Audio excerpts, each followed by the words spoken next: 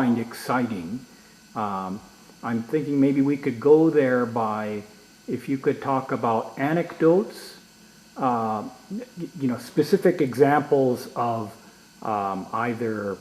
I know you had the market research company.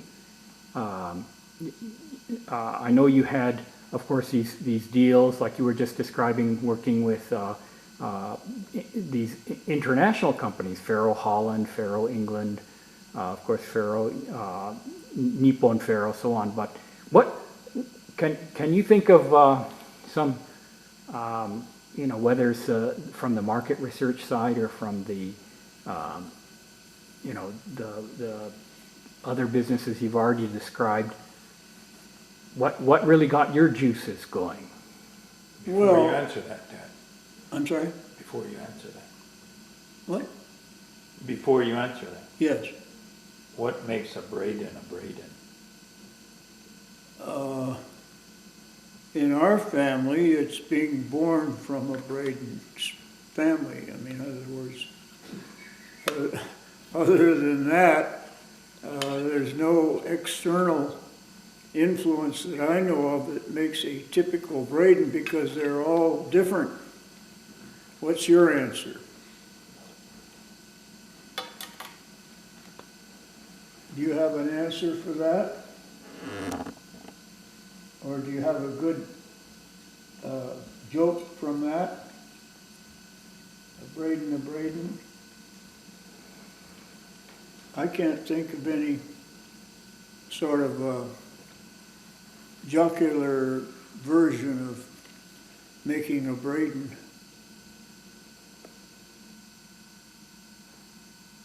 But to answer your question, Bill, you see, you look at, or at least the vocabulary is quite different. I don't think I ever used the word exciting or in terms of doing business, or in terms of what might turn me on, so to speak. If a project was interesting, I would devote a lot of time to trying to make it succeed. And I might be doing another project at the same time, but different hours and maybe even a different location, maybe making separate trips. But it wasn't that any of them sort of excited me in the sense that I just had to pursue them to the exclusion of other things at the time. It was just, I had an interest in doing more than one thing at a time, but it was a matter of interest and potential. I didn't think so much potential profit as I did in just being able to continue making a living. So your motivation, and correct me if I'm wrong here, was in having enough of irons in the fire that were productive, and also to have a diversity of things that you had an interest in, that, like you said, you would stay with a project because it interested you. And I guess some of the things you've said is that something that I guess the nature of commerce is such that it is promotes peace. Is certainly not, you weren't involved in the military industrial complex. I know that becomes a conflict for a lot of people, just because of the size of that. I mean, for the most part, like you had named your company, like you had said, Pacific Projects or Pacific Projects Trading, because of the different meanings in the word. I can see that a whole variety of areas would fit within that. Well, there was a certain idealism in picking the name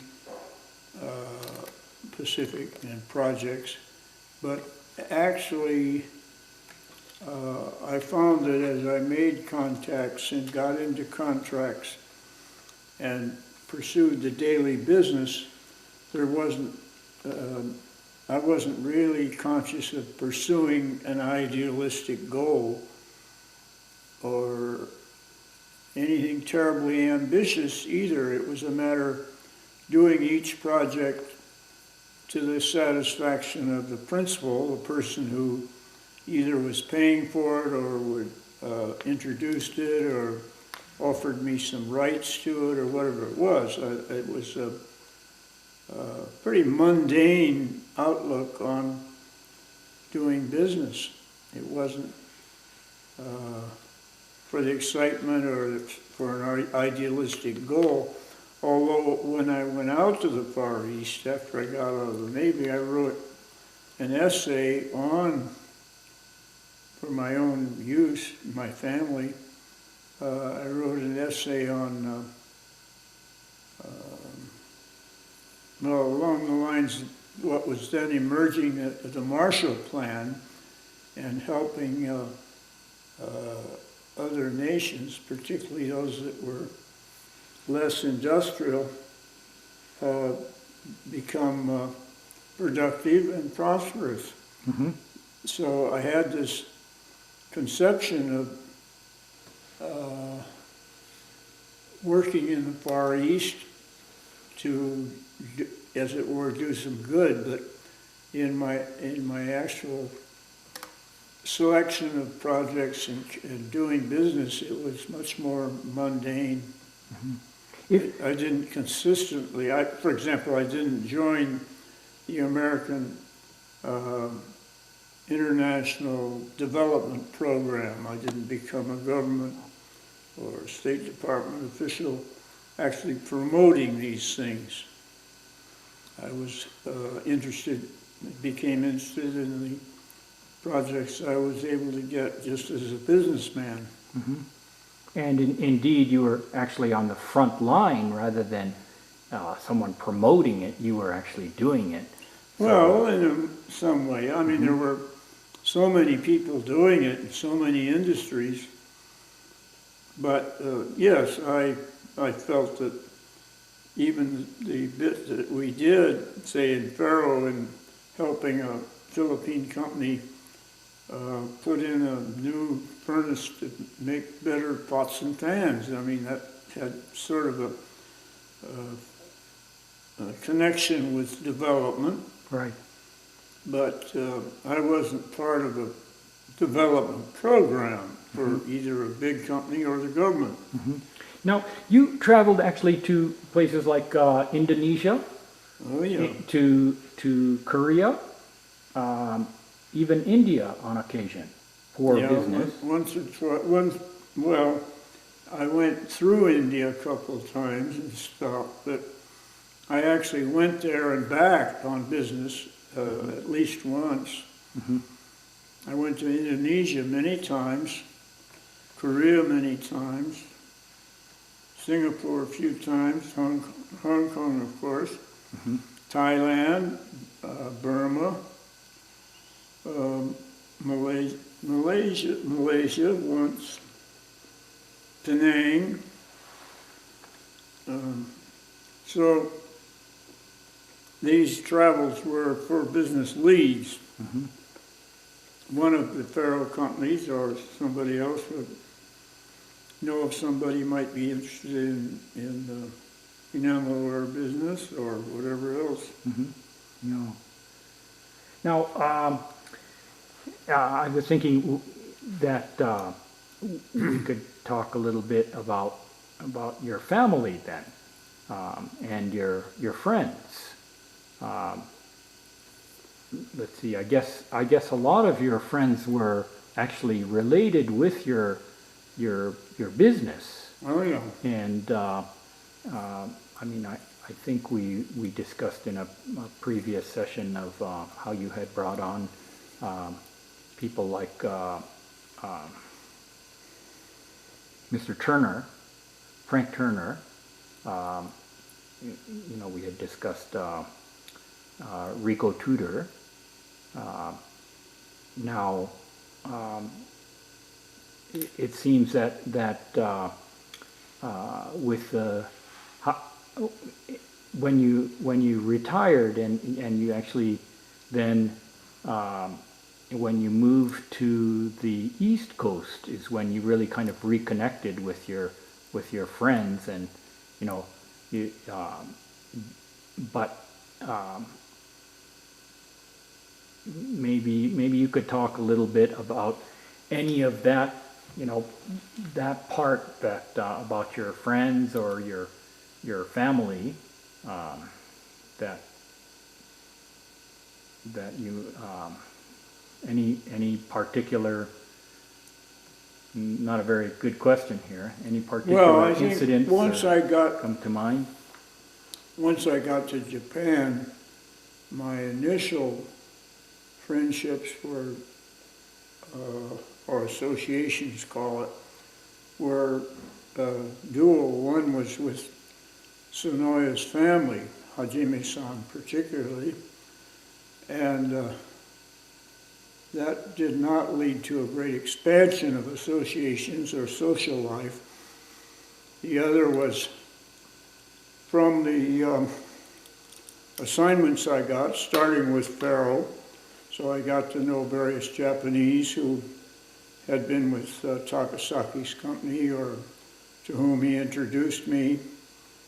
And then there was sort of the independent social life that where through chance meetings or someone's introduction, I would meet people that had nothing to do with business or family.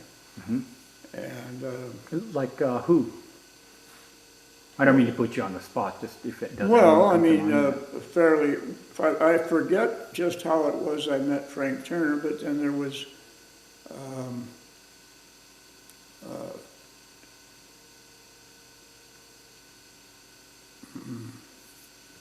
getting, forget, anyway, I'll think of somebody else. No. And also, oh, there was another development. I joined the Japan-America Society and met both Japanese and other foreigners there. I'd had contacts, for example, with National Cash Register Company.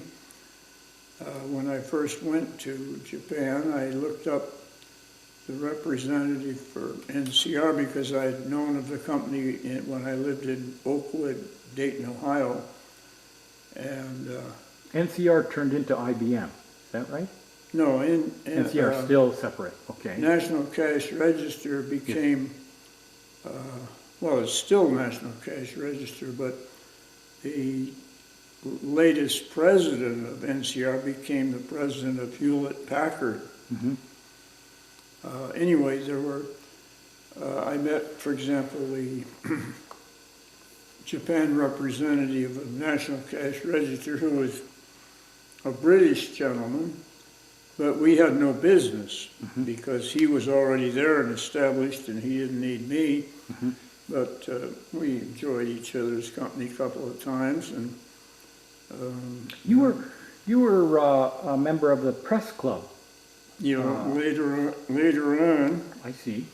I Now, joined that. Oh yeah, and Stuart Griffin was a journalist I met. Again, I'm not sure